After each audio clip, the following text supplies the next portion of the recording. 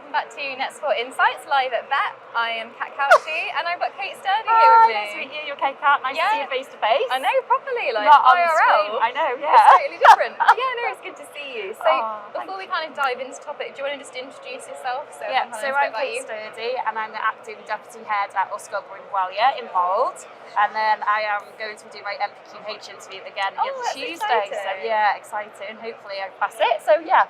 And then I'm also working for Adobe Express today, so that's what I'm going to be doing. So yeah, you're exhibiting this week, aren't you, as well? Yeah. So busy bee. Busy. Yeah. No, that's really brilliant. So we're going to be talking a bit about curriculum and assessment in Wales. Yeah. So before we go into it, because obviously some of the listeners will be kind of like England-based or even overseas or whatever, could you talk a little bit about the curriculum and assessment in general? So the curriculum for Wales was based on the Scottish curriculum to start off with. So we've been making changes to that since about 2015. So basically, because obviously everything's changing so quickly in the world, education in Wales is sort of changing to try and keep up with that. So it's more of a skill-based curriculum. It's more of working towards 4 purposes, which are the pinnacle of like absolutely everything. But then digital learning, DCF, is like interwoven through absolutely every part of it. So rather than it just being like a digital lesson, it's actually supposed to be through everything that we do now. So tech is integrated. In everything. So by the time they get to year 5 and 6 of children, you'd hope that they'd be able to select the correct tool for it rather than being teaching the actual use of those tools. So that makes sense. No, that sounds really interesting actually. I think you actually wrote an article where you talked a bit more about it, to be fair, and planning for it, which people should check out in Rise magazine, because that was a really good piece. It was, wasn't it? Yeah. So we looked at, when we were talking about planning, that actually it should be through the children, so that it isn't just about getting a folder out and just following the same thing year on year anymore, and actually it should be about what the children actually have an interest in, and also about the actual locality. So with the curriculum for Wales, it's very much about making it bespoke to the schools.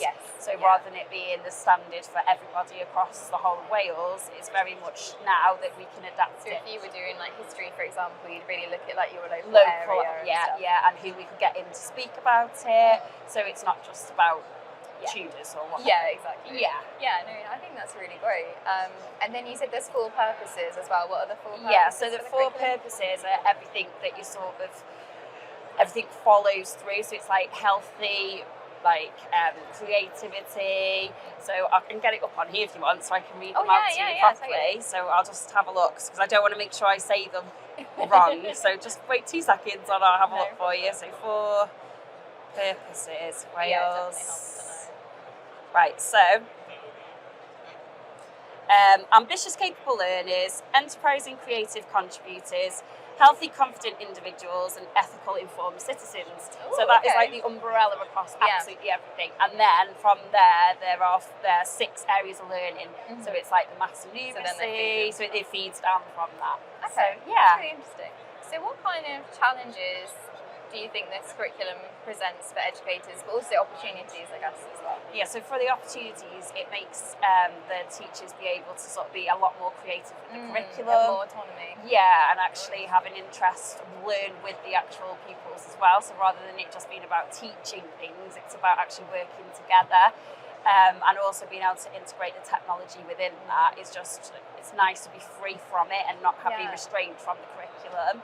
I think one of the concerns has been that the consistency or the sort of progress made across different schools, but actually we've just got to have the confidence to let go and believe in the fact that we are very good at our jobs and we know what we're doing.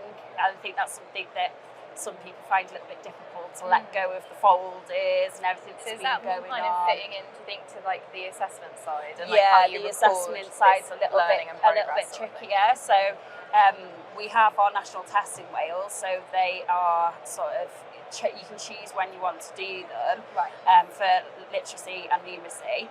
So that gives us a little bit of data to be able to work with, but then a lot of it is from assessment from day to day, lesson to lesson. So it's a lot more on the formative side. Yeah, and that's huge, so that we can obviously intervene, extend, be able to push, so it means that everything's bespoke to the children rather than it being just from tests. Okay, no, that is really interesting. Yeah. And you said that tech is very much integrated throughout the whole thing, so how does tech kind of support in that delivery of the curriculum? So the tech basically is just like an extension to the pencil case, and instead of it enhances. So it enhances what's going on basically. So instead of it being an added extra, it's actually something that enhances the learning. So we're very much from nursery all the way up to year 6 integrating like iPads and green screens and Chromebooks and within Wales we actually have Hub, which is the platform that's free with Welsh Government. It has all the Microsoft tools, it has all the Adobe Express tools, Flipgrid, so it's all there free to use. Minecraft, so being able to use all those different things constantly for free. I was just going to ask about kind of like, how it would feed into budgets and things, because obviously it's all well and good having all this tech, but actually that makes sense if they're making at least the platforms and things free to use. So basically everybody in Wales can have it for free, so they can access it from home as well, so if they want to do any homework on it, so it's really, we're very, very lucky really. No, that's brilliant. That is really lucky. And you said that the curriculum, there's a lot of room for you to make it bespoke to your community. So what are some examples of good practice that you've seen for that? So I've just moved to a new school in Mold, which is a small town, and we have got 58.6% free school meals, which is quite a high area deprivation. So the community is like a massive part of our school to be able to sort of raise the profile of it. So we started to actually get a shop together in our car park to be able to provide food for the community. So we have got a fund and some grants from the Welsh Council of Arts, and they're coming in to actually use tech. So we've had to write like a little job interview for people to come up to us, and we're going to be using AI and augmented reality to promote the shop. So they're going to be coming in to work with us, I think it's like 3 days a week, to be able to start to sort of use that technology to be able to then promote our shop in the community. And then we've also made like little birds that we've put for the Peace Crane project within the church, and it's trying to get as many people into the school as possible. So we're very community orientated. That's incredible, and it must make a big difference to the families as well, because obviously we know that if there are families who are struggling, that's going to affect attendance, it's going to affect how a child feels at school, their well-being. So if you can support the community as much as you can, it's going to have that drip down effect. So we're going to be a like financial I don't know what it's called, like the financial like expert within schools. So we set up a little shop in school, and the children in the council have brought lots and lots of little bits from different shops. And then when they actually sort of gain something, so if they do something good, they get a stamp, a 10p stamp, so it encourages them to save. So if they do get 100% attendance, they get a 10p stamp, which they can then spend. And that really help with that financial literacy as well.